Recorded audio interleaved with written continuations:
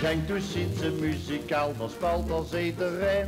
Dat is mich toch een gekke hoes, want alles loopt doorheen. Soms huurst er niks als rol en rokjes in een hinnenhok.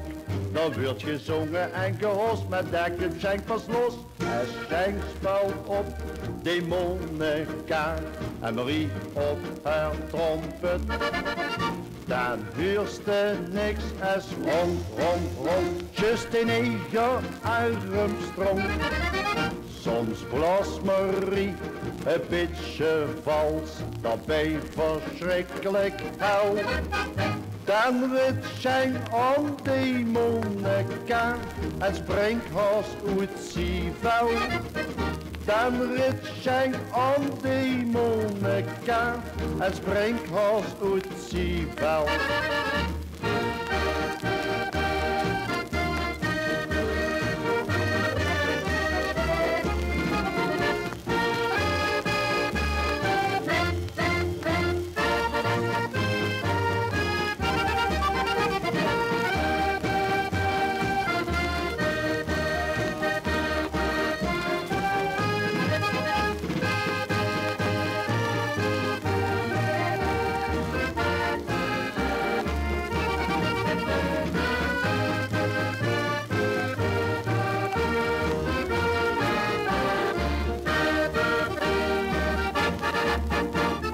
Schenk dus zien ze muzikaal, dat speelt als iedereen.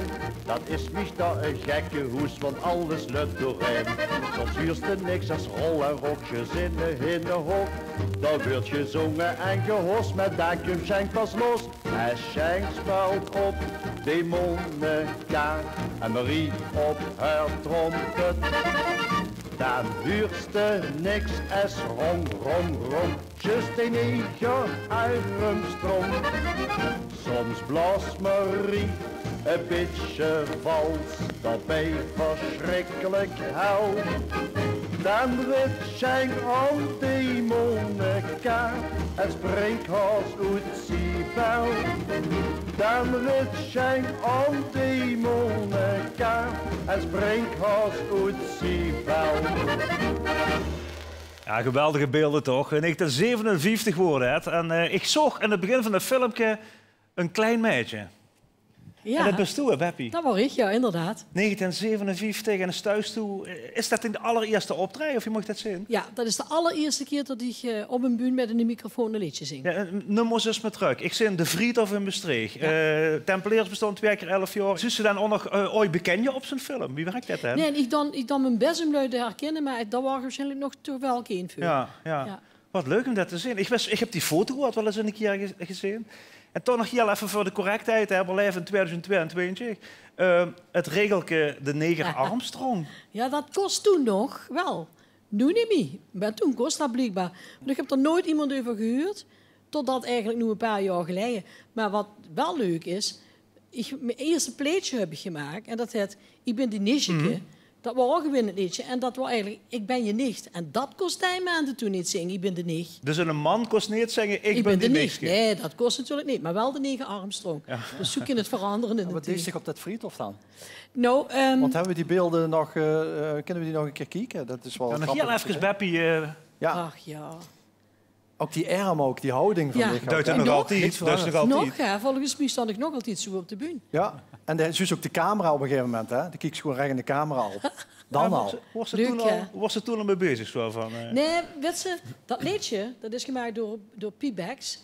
En die kwam bij binnen Pap toe eens vragen of dat liedje goed genoeg was. En ik hoor nu ook het arrangement. Pap heeft dat waarschijnlijk ook opgenomen. Daar ziet ze, bij Telstar. Ja.